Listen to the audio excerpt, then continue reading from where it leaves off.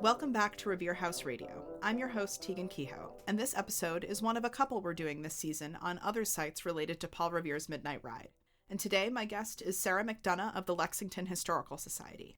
A few notes for listeners before we begin.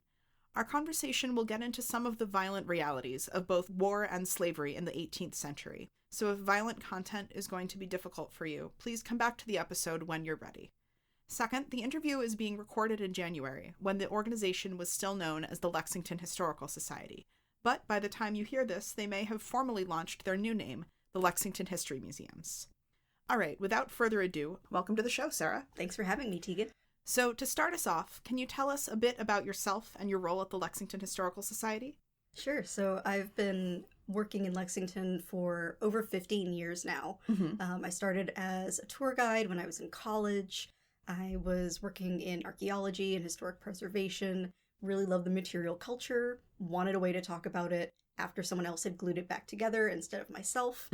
And in 2017, I became the programs manager.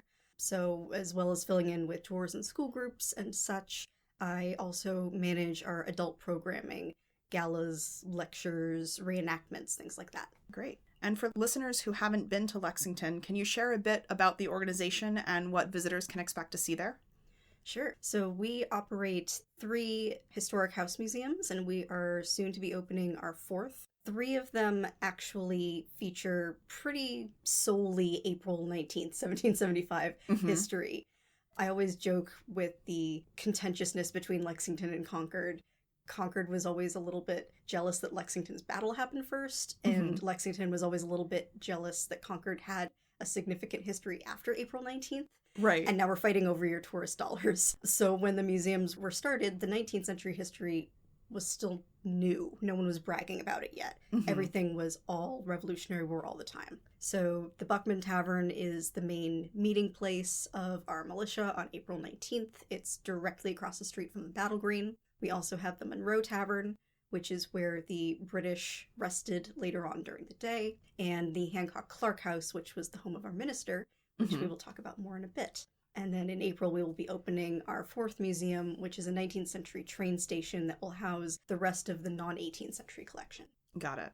And you mentioned that when you opened, the 19th century stuff was new, so I assume that this is, like the Paul Revere House, a history organization that has been around for quite a while? Yes. I think a lot of them started around the centennial, or at least the idea that people were going into their attics, going into their basements, and trying to figure out what did Grandma and Grandpa save from the Revolution that we can bring out and share with people during this anniversary. We just went through all of our spinning wheels. We had something like 17 of them because that was what was saved for most people. That was their symbol of the revolution as far as women were concerned. And so we started that fairly early. The Hancock Clark House was the first building that we purchased, and that was in 1896. So yeah, even older than the Paul Revere House as a museum. We opened our doors in 1908. So let's jump right into the Hancock Clark House. Can you tell us what was happening that night on April 18th, and why did it become such a pivotal part of the Midnight Ride story? So Reverend Jonas Clark was our minister in town, and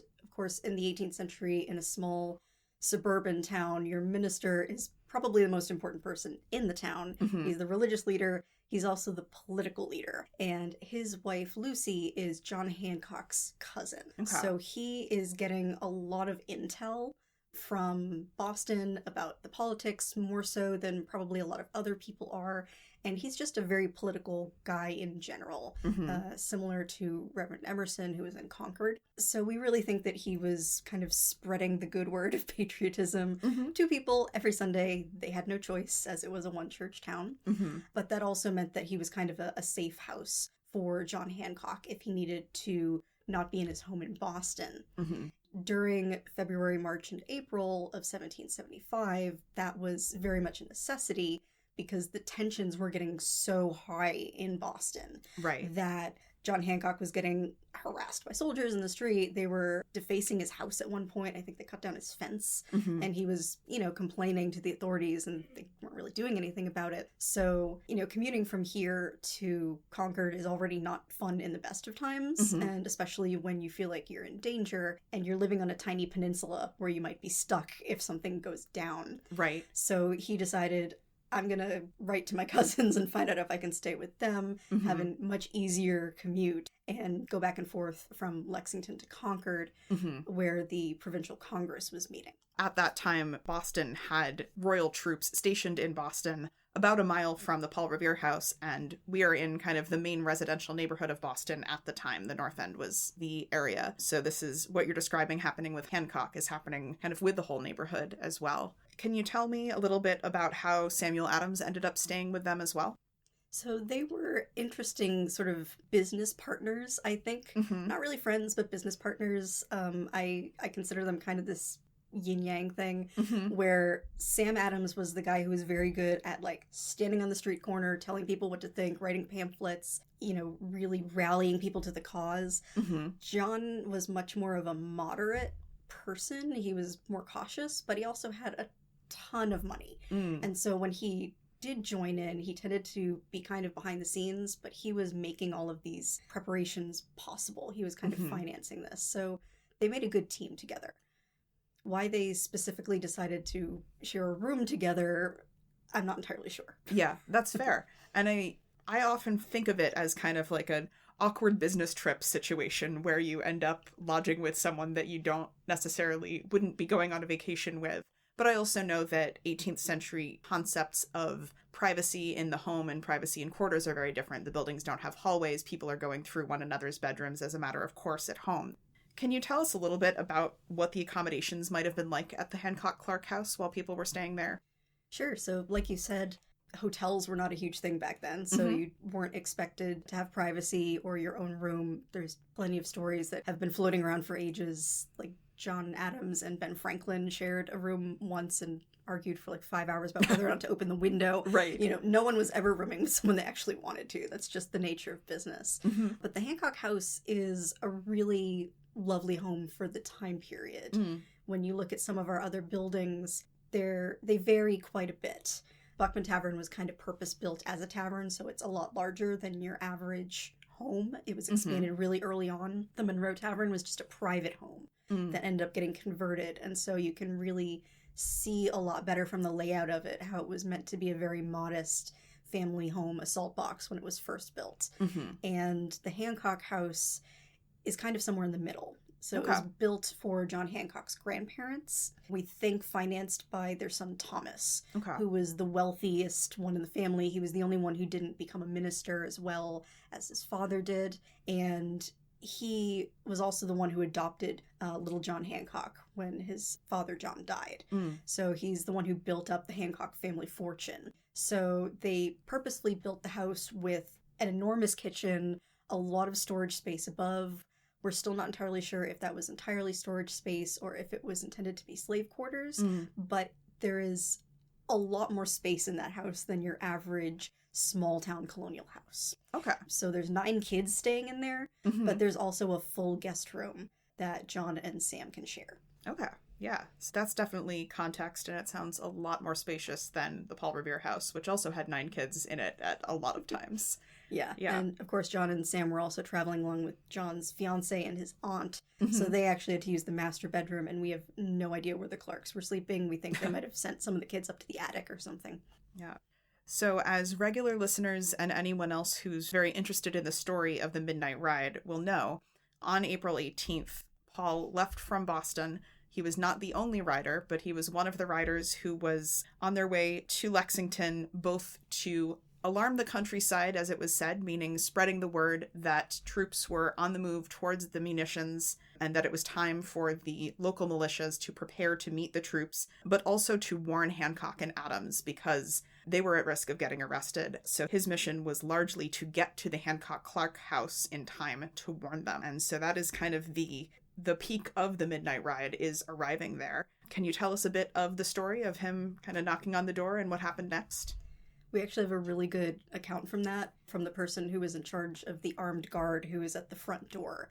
So once the news started getting out that something weird had been happening in Boston and that a raid might be imminent, William Monroe, who was the orderly sergeant of the Lexington militia, got a group of about 6 or 7 other guys together and decided to stand outside the front door. They weren't entirely sure what was going to happen. There had been some spies going through town several weeks earlier asking questions that no one could quite interpret because the spies were not very good. So they were asking about, where's the tavern? Is that Mr. Clark's tavern? And no one knew how to respond because Mr. Clark doesn't have a tavern, but he does have 2 fugitives staying with him. Yeah. And they were probably pretty aware that General Gage, who was in charge of the army as well as being the governor, was under increasing pressure from his bosses in England to start arresting people. And he didn't want to do that because he knew that would start a war. Right. But we didn't know that. We didn't know how cautious he was. So we were really concerned that if the soldiers are going to Concord, Lexington's right on the highway. So they only have to take a detour of maybe a 10-minute walk up the street to actually reach 2 of the most important Patriot leaders, arrest them on their way. And so they really weren't sure what was going to happen and how they were going to get the word if things were going south in Boston. Right. Paul Revere, he always reminds me of that old artists are the most dangerous people because they mix with all levels of society saying, because he knows people all over the place. He has clients everywhere. Yeah. But he doesn't know William Monroe. Okay. William Monroe is not wealthy enough to be buying silver teapots. So when this guy rides up and starts like shout whispering at him that he needs to get into the house, William is the only person who admits to telling Paul Revere to be quiet and go away. He says the family is asleep and they don't want to have any noise. And according to him, that's when Revere said, noise, you'll have noise soon enough. The regulars are out and I need to wake up Hancock and Adams. And at that point, he was literally shouting and Hancock opened the window and said, oh, I recognize you, come in. That's great. And I kind of know the story from the you'll have noise soon enough portion because, you know, the famous line is the British are coming, and Revere did not say that.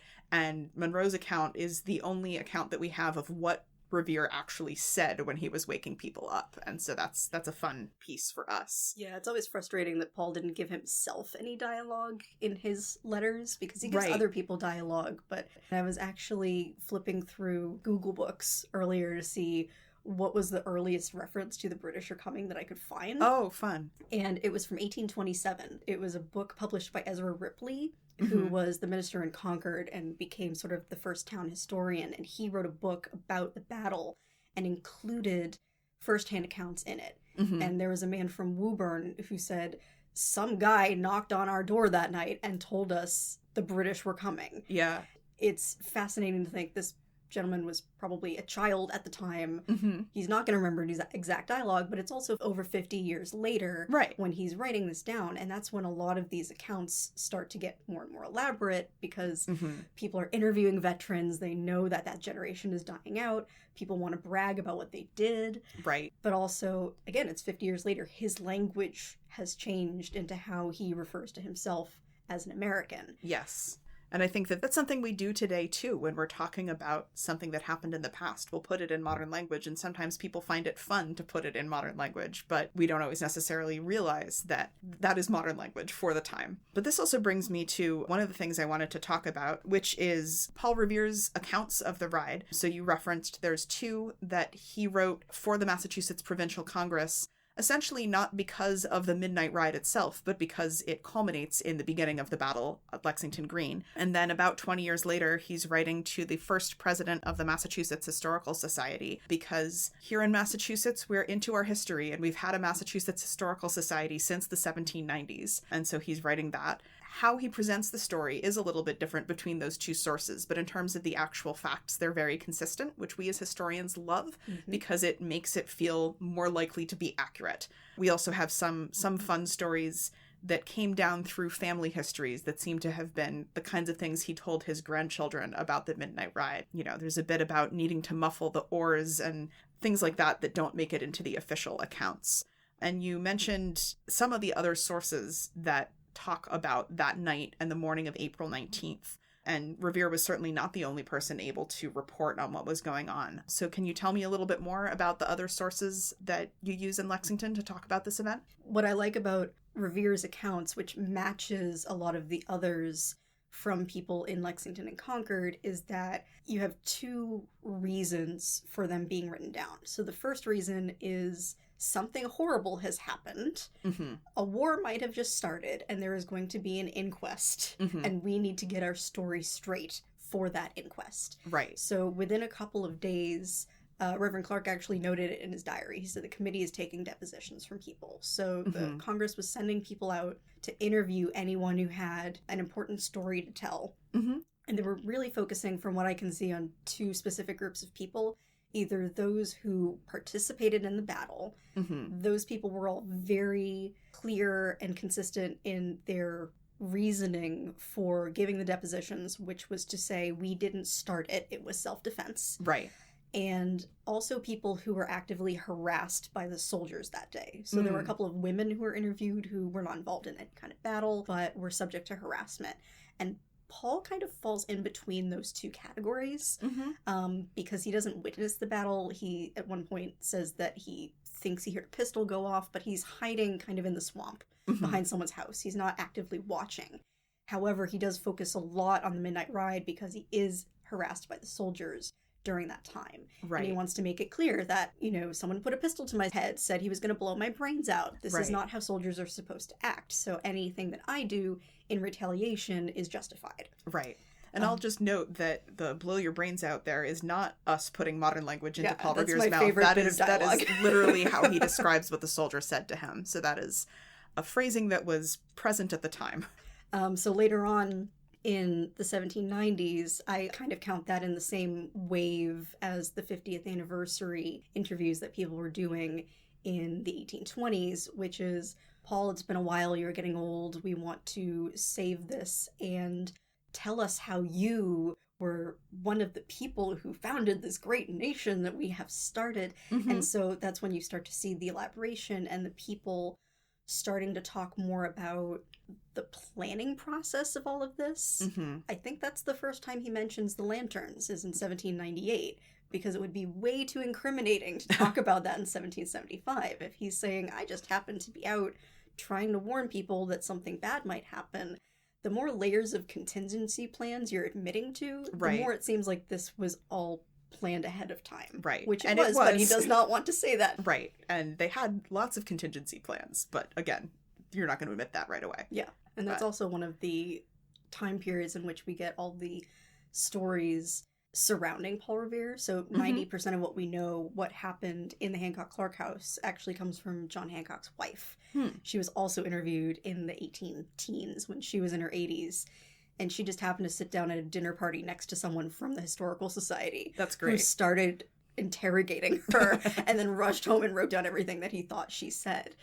Because John and Sam didn't really say anything about what happened. They were busy being politicians. They didn't think to write that down. And over again, we see often it's the women who are telling the stories over time, especially the more, I don't want to say day-to-day history, but the men are very focused on the battle. And Dolly Hancock Scott at that time, was much more focused on the emotions of that night and what they were thinking of doing and focusing on the danger they were in, because she didn't watch the battle. She might have. It was visible from the Hancock house, so we don't know if she was trying to comfort the children or comfort John Hancock's aunt, or if she was looking out the window. We're not sure. Right.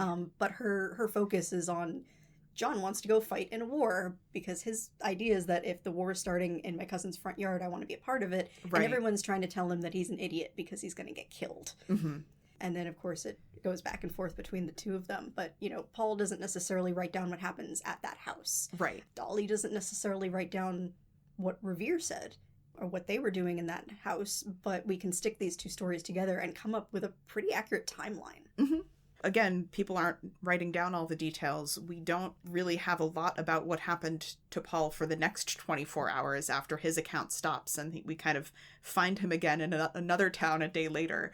And so that's kind of how how history was recorded. We had a speaker in our lecture series this past fall who pointed out that Paul Revere never said what kind of horse he was riding, and she's a horse historian. Today, when people are talking about a very important trip they made, they usually don't say what make and model of car they were driving. That's just not the kind of detail that feels important at the time. So pulling back just a little bit, do you have either a favorite fact about Revere and that night, or alternatively a favorite myth about him or his era?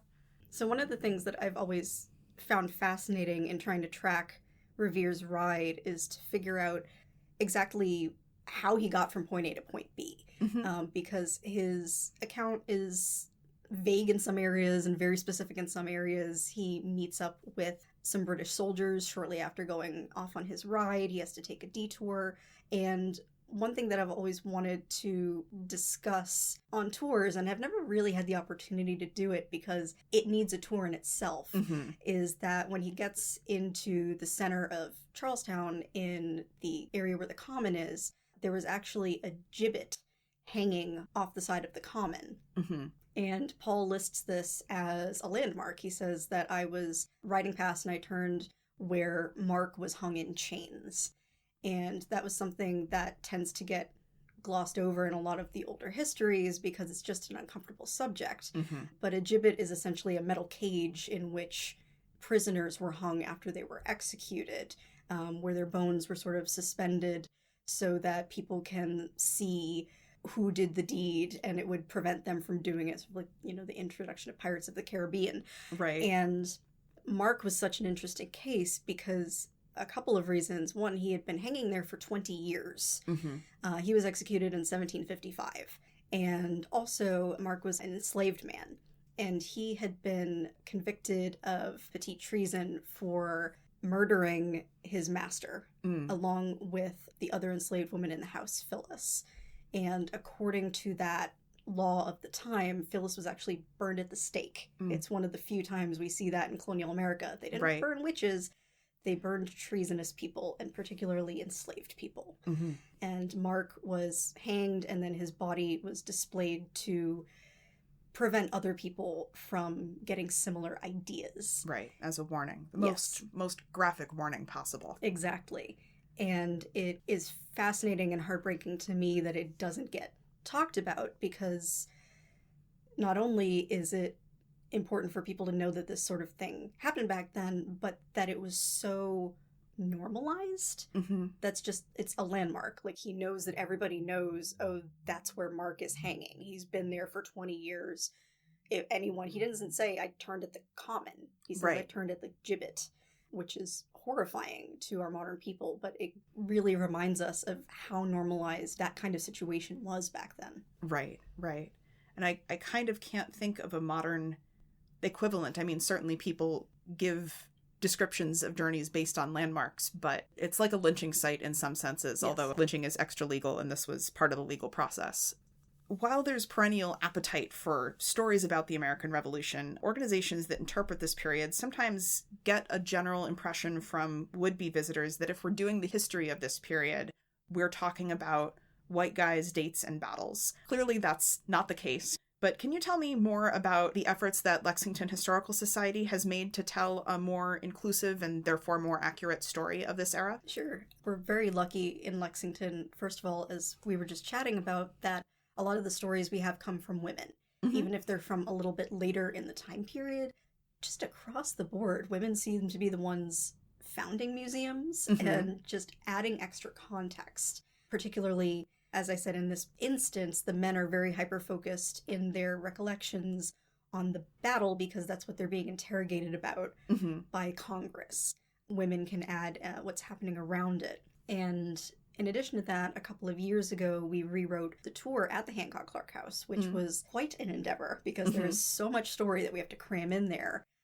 In fact, we talk a little bit less, or I do, about the Midnight Ride in some ways, because it is a story that people get in many different places around Boston, Lexington, Concord area. Right. But to include some of those other stories. And the way we describe it is, what does liberty mean to different people in this time period? We worked with Dr. Robert Bellinger, who started the Black Studies program at Suffolk. He's from Lexington, and he works with us quite frequently to research the stories of Lexington's Black community and the various levels of what he calls, and I love, freedom and unfreedom, as opposed to freedom and slavery, because there were so many different levels back then. Are you a white man? Are you a black man? Are you a white woman, a black woman? Are you an indentured servant? Are you an apprentice? There's so many contracts and legalese that you have to work through. So as you go through the house, you're learning about how these various groups would have responded to the political upheaval that was happening in the months leading up to the battle, particularly because the Hancock Clark House is the only museum that we own that is a verified site of enslavement. John Hancock's family did enslave 2 people in the home. We know that at least one of them was likely a free woman by 1775, but we do know that Dinah is listed as being boarded somewhere else from March of 1775. She went to visit a family member who was very ill and ended up one of the Hancock family members, not her family members, which shows how people were treating even a formerly enslaved person at that time. This is just my conjecture. But she did live with this gentleman's family. He ended up passing away within a couple of weeks. And at that point, she went to live with this gentleman's son who moved to Maine. And we still have receipts from John Hancock that he was paying for her room and board with the Bowman family for another 20 years or so. And that was very common. If you were manumitting an enslaved person, you were required to care for them. So that would have, I suppose, fallen on him as kind of a bizarre sort of inheritance. Yeah. So you've talked a little bit about your interactions with visitors at this site, and I know that in addition to your role at the Lexington Historical Society, you're a historical reenactor yourself, doing first-person interpretation. Can you tell me a little bit about that? And do you see people reacting differently to history when it's presented in these different modes? Yeah, I think there's something special about seeing a person of the past in front of you, even if you're doing what we call third-person interpretation, which is just I am me dressed in a funny outfit, talking to you and not playing a character. There's something to be said about just seeing that historical person as a person and not as a stereotype. We have this idea that people of the past, they looked funny, they talked funny, you know, they wore powdered wigs. What's up with that? You know, we have nothing in common with them. And I think putting on the clothing really lets people know that this isn't something that's impossible for them to do. You know, I always joke, I wouldn't be wearing stays. I wouldn't be wearing corset if it was uncomfortable. I'm not getting paid enough for that, you know? I genuinely enjoy wearing this because it feels like historical archaeology in a way, or experimental archaeology. I'm doing the thing that I talk about. And so it's less of a theoretical and it's more real. And I can give people more of a sense of what is it actually like to cook over a hot fire? What is it like to scrub something in the 18th century? And it reminds folks that they were just people like ourselves. And a lot of things don't change. You know, I tell people we still have hair powder. It's called powdered shampoo. They just used a lot more of it back then because they didn't shower that often. They had to. And a lot of these things that happen that become strange beauty fads started out practically, and then someone took it a bit too far and said, hey, that looks cool. So you would powder your hair all the time when you didn't have time to wash your hair, and eventually you get buildup, and someone said, hey, we could color this and make it look really neat. Yeah. And that makes me think of, in the Victorian era, there's this fad to create that beyond hourglass, almost ant body figure that is taken to the extreme, and even people at the time were saying this is taking this to the extreme. But it was, for many people, of course, it's just an undergarment. Yeah, and especially in this time period, I haven't really done the research on it, but it was something that you were even putting babies into. People were very concerned about posture in the 18th century. And if you have a floppy baby, that baby's going to grow up with their spine all wonky, and you're going to have a bad time, and they won't be able to dance. And that is a bad thing in the 18th century. Right. So we have baby stays in our collection that are I don't know, maybe like 12 inches around. It's a little terrifying to our modern sensibilities, but also we still swaddle babies sometimes. Babies like to be hugged. Yeah. And you would have been wearing that. If you were a boy, you'd be wearing it until you were maybe 4 or 5 when you're potty trained so that you would learn to stand straight. And if you were a girl, you would just keep on wearing it. And the way I see stays, I like to compare them to shoes in a way. You don't need one, but it's going to feel a lot more comfortable to wear stays than to live in a world without bras, depending on your figure. But also, you can take it too far. There are people who wear high heels that they can't walk in. They wear shoes that are uncomfortable for fashion's sake. And there are also people who wear sneakers and it's fine. And people who wear well-fitting shoes and people who wear ill-fitting shoes. Stays are really like that. While I am not as big of a fan of the constriction of the clothing of the 18th century, I understand as someone who knows how to sew why they did what they did. It's a lot easier to mold fabric around your body if you make your body into a nice cone shape. And also, while I'm sewing, my back hurts a lot more if I'm not wearing stays because I have terrible posture. So if I'm hunched over at my sewing table, it becomes very uncomfortable very quickly, and the stays force you to sit properly, and I can sew for a very long time. Yeah, I just noticed myself sitting up straighter as we were talking about that, because I was thinking I'm probably slouching at the microphone right now. It's excellent back support. Yeah.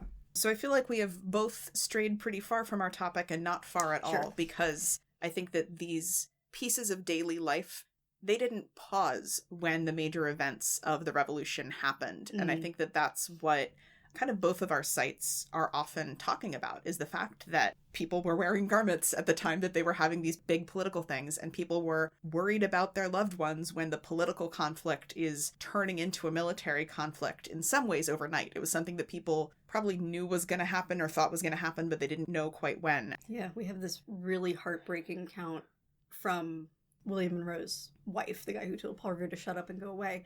Anna Monroe had been left alone in her home with 4 kids and was not having a good night, as you can imagine. Yeah. Eventually a neighbor came over to help, but at the time she had absolutely no idea what was going on. Will was probably one of the first people in town to find out that anything was going on before there was any real intelligence. That was pre-Paul Revere, so it was really just rumors at that point. It would have been absolutely terrifying. And when you think about how insane a woman's day was back then, how long and how labor-intensive a woman's day was, eventually one of the family stories that gets passed down is she said that she had to just get up that morning as usual and bake bread. And she said that she kneaded her tears into her bread because she was afraid that by the time it finished baking, her husband would be dead. And yeah, but you still had to bake the bread because you don't want to be hungry in the middle of all of this as well. You can't just curl up in a corner and cry. You've got toddlers, you've got animals, you've got neighbors. Yeah. So can you tell us about what Lexington Historical Society is doing to commemorate this year? Because this is the 250th anniversary of all of this that we're talking about. And anything else going on in Lexington around this anniversary? There is so much going on this year. I think I have over 100 programs on our calendar. Oh, wow. Which includes smaller things like craft time. But it is quite the list. Yes. Obviously, a lot of things are focusing around April 19th weekend. One thing that has changed very radically from earlier years to now is that the vast majority of the programs that all of our collective towns are doing, Boston, Arlington, Lexington, Concord, most of those events are going to be happening on Saturday before Patriots Day rather than Patriots Day itself. It's actually the 19th this year is the Saturday. So a lot of the things that we would normally do on a Monday have been moved to the true anniversary so that we can stand there. I will be standing on Lexington Green at dawn on April 19th, which is going to be absolutely terrifying with the crowds, but it's a very special feeling. Yeah. If anyone hasn't done it before, I have no idea what to expect this year with the number of people we're expecting, but it is so special.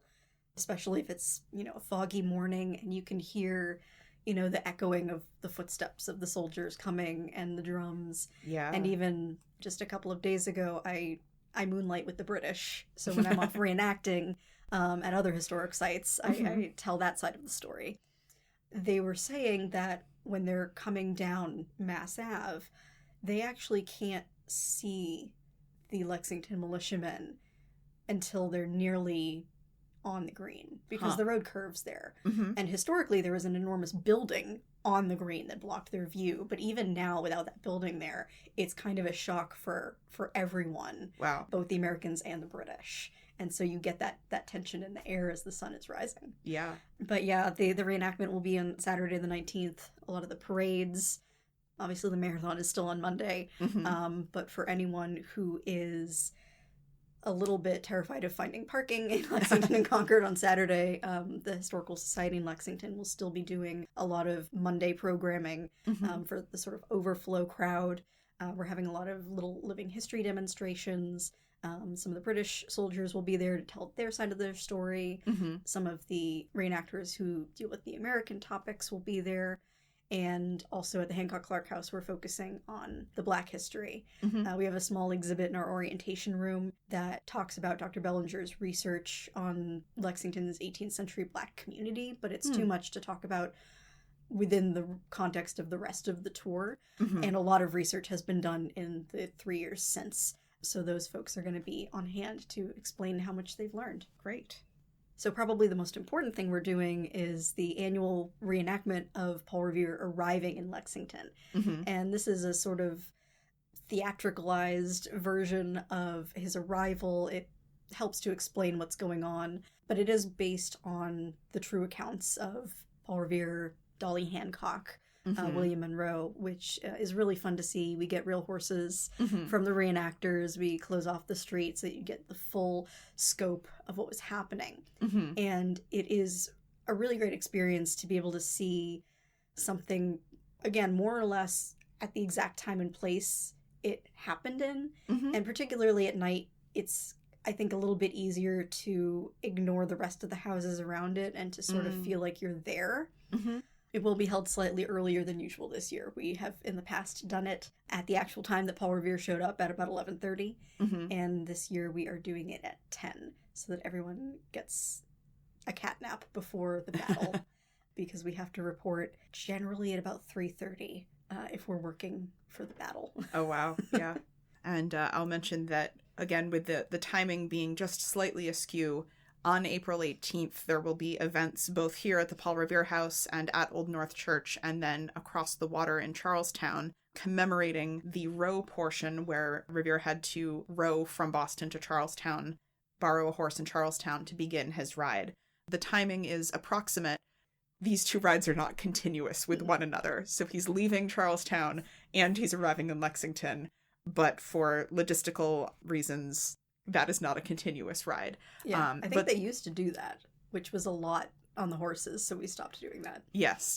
And I think that the state police weren't thrilled about this event that's taking place overnight and involves horses, and it felt like a lot.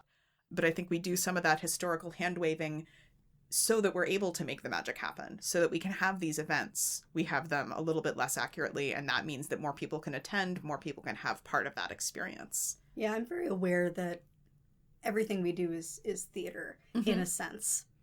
And that may be a somewhat controversial statement for a reenactor to make. But yeah, as someone who's studied the history, I said, for example, that one of the most striking things at the battle is listening to the drums coming up the street. We're not sure if they were playing drums. They were kind of trying to keep quiet during this mission. They were trying not to make a lot of noise and rouse the public. But man, does it sound amazing. And it gives you the weight. Even if you don't have the 400 or 500 soldiers that were there, it gives you the sense of the magnitude of what was taking place. Yeah. Or even in the national park, for example, if you go to see their April 19th festivities, we are not allowed to portray a death in the national park. Yeah, so that's very relevant to the Minuteman National Park, where the other part of the battles of Lexington and Concord took place. So the reenactors will be moving over several miles of terrain and doing tactical demonstrations, but while they do have a very good idea of where some of these battles took place, we don't really call them reenactments. We just call them demonstrations, because we're never going to know exactly what took place. And if we were actually reenacting what happened to the best of our ability, we would have casualties. Right. And also the public wouldn't be able to see because it was in the woods. But more importantly, we want to respect the people who fought in the war as much as possible. We're very aware that around all the hoopla of, yay, it's Patriots Day, like, people died here. Right. It's more difficult to deal with that in Lexington because the green is a very intimate space. And so having the soldiers run through and having no one die doesn't quite make as much sense. But it is something that weighs upon us, and the national park has taken a very hard stance that, there are still graves there, as there are on Lexington Green. Those men are still buried there, and so we do want to constantly remind people that this was a real thing that happened. It's not just about the parades and swinging lanterns around, that this was the start of a war. Right. And I think that it's always complicated to tell these stories because you want to talk about the death and you don't want to make talking about it feel like a parody of what happened. You really want to make sure that it's real. Yeah, and I think it helps having those of us who are on the sidelines. So I am well under the height requirement for the British Army, even by 1775 standards. So I do not carry any weapons. I portray just a woman who's following the army, an officer's wife. I think it helps to, again, bring that larger context into it, that these people had families, that community is not a spectator sport. Everyone in Lexington was involved in the revolution, even if everyone wasn't on the green, that there were witnesses to it, that there were people who had to attend to the wounded and the dying. Someone had to bury those soldiers. Reverend Clark's daughter wrote about that process and how scary it was for her as a child. Yeah. And so there are many of us who will be sort of standing off along the rope lines of the reenactment to explain what's happening and put it in context. So it's not just a bunch of people running through the woods full of smoke. It's explaining what this actually would have meant for those people. Yeah. It's the same way if we're off camping and people like to go watch a battle, but what's happening around the battle? We're cooking, we're cleaning, we're nursing. There's a lot that goes on in a British camp. Yeah, absolutely. I have no idea what Rachel was doing during all of this with all of her kids, and she had no idea when Paul was coming back, and she had to pack up all of their things and wrangle all of these tiny humans and arrange for their money and transport. That's absolutely terrifying. Yeah, and we have only a little documentation as to what was happening at home in Paul Revere's family. His wife Rachel was taking care of her own children, her stepchildren, whom she had been parenting for just a few years at that point. We know that shortly after all of this goes down, she's able to arrange for a pass to get the family out to Watertown, which is where Paul Revere was then staying. And so there, Boston is under siege. We mentioned earlier that people were thinking this might happen. What if Hancock gets trapped? Well, that does happen for hundreds of families. And so we really can only imagine what's going through, Rachel's minds or the children's minds. And they ranged from little to teenagers, and so they have very different understandings of what might be going on here. So before we close, I'd like to ask, what's one thing you wish more people knew or understood about this period of history?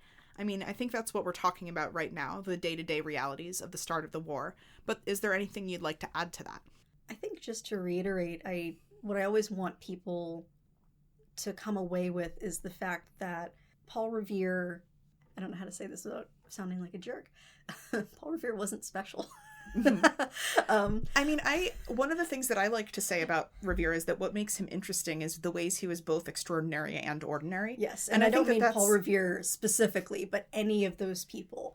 I think when we put historical figures on a pedestal and we think we could never be Paul Revere, we can't imagine being in that situation, and therefore we can't imagine anyone being able to step up. But Paul Revere didn't imagine being in that situation either. Right. He knew that he was an alarm writer and that he was warning people things, but he certainly didn't think that he was going to become an American icon 250 years later. He was just doing his job in the same way that any of us are put in extreme situations. It could happen at any time. And I think the more we separate ourselves from those people back then, it's a poor reading of history because that's just not the reality. They were ordinary people caught up in extraordinary circumstances. They're politicians and helpers, but also it kind of downgrades our role in our modern history, that all of us have the potential to do something like that. We're all still living through history every single day. Yeah, absolutely. And I think that, people talk about living through historical events and barely doing laundry at the same time, and how that was happening in the eras that are now in the history textbooks as well. And I think that that's, we've touched on that in several different ways in this interview, but I think it's a really big part of the story. Yeah, I mean, William Monroe came home. Anna got very lucky that he fought in the battle, but he was able to come home later that afternoon and put his house back in order. Yeah. We're going to wrap here. So thank you so much for joining me on Revere House Radio today, Sarah. We will have in the show notes links to a number of the upcoming events that we've talked about. But thank you for sharing this side of the story. Yeah, thank you so much for having me. It's one of my favorite things to talk about. It's such a saga. Absolutely. We just heard from Sarah McDonough, Programs Manager at Lexington Historical Society, or Lexington History Museums. Now, listeners, if you'll follow me, we'll step into the Paul Revere House for our next segment, our favorite questions.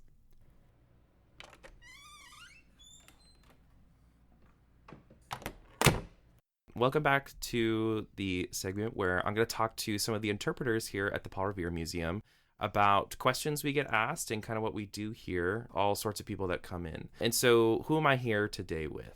I'm Jay. I'm an interpreter. I've been at the Paul Revere House now for over 2 years. Over 2 years. Yeah, you are one of the only, or I think the only full-time interpreter. Yeah, I'm with Paul a lot. You're with Paul a lot. So you're probably asked more questions than anybody on this staff. Yeah, a lot of interaction. Yeah, definitely. I'm sure. What are some of the most regular questions you do get asked? Yeah, I think the most regular, at least lately, with so many tourists usually coming from outside of New England or even outside the country, is just who is Paul Revere? Right. That is a very common one. It is, and that's definitely a very big question. So I always try to not go over like 10 minutes of explaining it, but that's probably my number one question, at least within the past few weeks, I would say. He's not really, I don't think, a well-known figure besides the one thing that we all know he did, which is, the Midnight Ride. He rode a horse and he yelled, probably, maybe.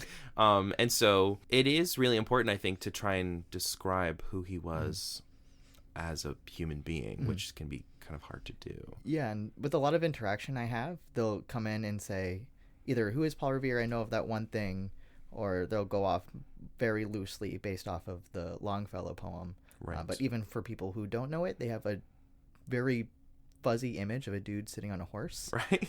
But it's a really exciting question because it really opens up both fact and fiction. And I usually start talking about that because I'm like, this is the idea that you might have about Paul Revere. Of course, we're here to tell you a bit about what's accurate and what's more of, that creativity that Longfellow had in his poem. So. Right. Yeah, because the poem itself is not the most accurate thing in the world. No, and that was definitely on purpose. But yeah, for sure. It had a narrative kind of going on. The house itself is such an interesting way to kind of put yourself into Paul Revere and his family's head, just because we don't know everything about who Revere was as a person.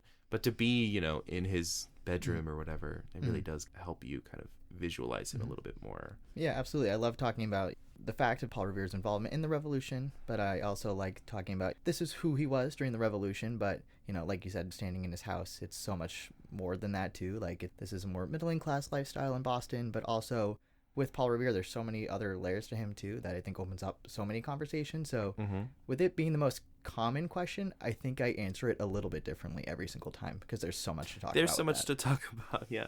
Especially, like, if it's somebody from the UK is who I find asks that question the most. I feel like I have to start from like scratch because they don't even know the poem or like why he's famous, and they're walking in and it's like, okay, well, who is Paul Revere and why do we care? Yeah, absolutely. Yeah, and I usually try to do like the little rundown of the Midnight Ride, and this is what, if you have any sort of idea, this is the kind of fact of it, and then I'll get into how Longfellow comes into play years later. But I always think it's a really exciting question because I think it opens up a whole sort of talking about the city of Boston in general and in the house and things like that. So that's always a fun question. Yeah, I feel like he's a really interesting character because he was a relatively normal guy, whereas a lot of the other sort of founding father figures were kind of exceptional characters.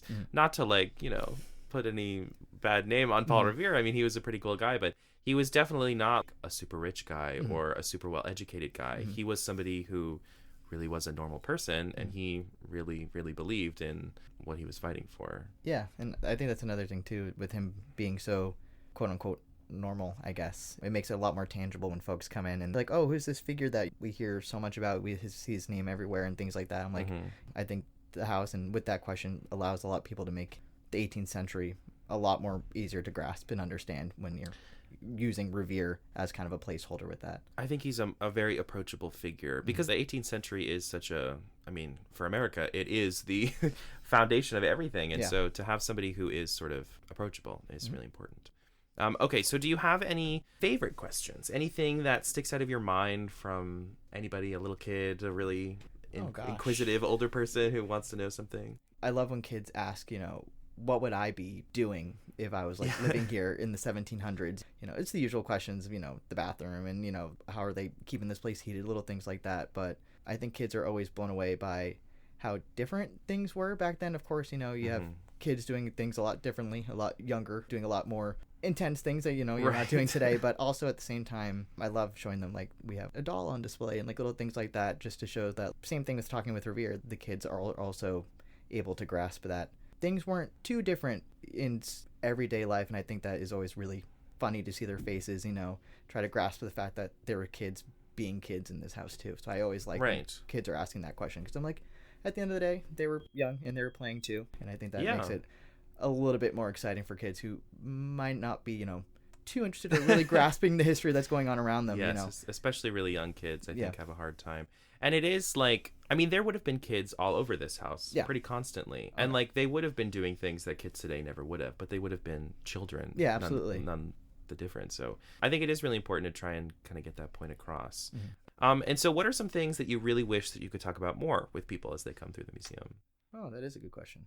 I think I like talking a little bit more about Rachel's role in the house. I think definitely we do have one little part in the house where we do talk about her leaving during the occupation of Boston very shortly after the Midnight Ride, but that always opens up the larger question of what was Rachel's role in the house when Revere is doing all these things we know him for now. So I would love to have more opportunities to talk about Rachel's role, and Revere had a lot of older daughters as well, and even though we don't have as much resources as we'd probably want to dive into these questions, I always say, in short, none of that would have happened if Rachel wasn't back at the Revere House controlling everything else. Yeah, because it is Paul Revere's house, but like, really, I feel like it was Rachel's house. She's the one that was in charge of everything. She was dealing with all the children all day. It's very, very important to mention her. I always make sure I talk about Rachel in some capacity. And Sarah, too, his first wife. We know next to nothing about her, but I think it's important to mention that, they would have been the ones making sure that the house was going to run smoothly while Paul Revere was out being a revolutionary all day long. Yeah, I think there's a lot more to tap into that, and even though we don't have too much to work with, I think just having those conversations is important. I agree. Well, thank you so much for talking to me, Jay, and thanks for everybody listening. See you later. Thank you for tuning in to Revere House Radio. I'm your host, Tegan Kehoe, and I am the Research and Adult Program Director here at the Paul Revere House. Our production team for this season includes Derek Hunter, Mahitabel Glenhaber, Katie Stefani, and Adrienne Turnbull-Riley. If you're listening online, we encourage you to subscribe in your favorite podcast app so you never miss an episode. Revere House Radio is a production of the Paul Revere Memorial Association, the nonprofit which operates the Paul Revere House Museum. You can find more information, subscribe to our mailing list or social media, or become a member on our website at www.paulreverehouse.org, or come visit us in Boston.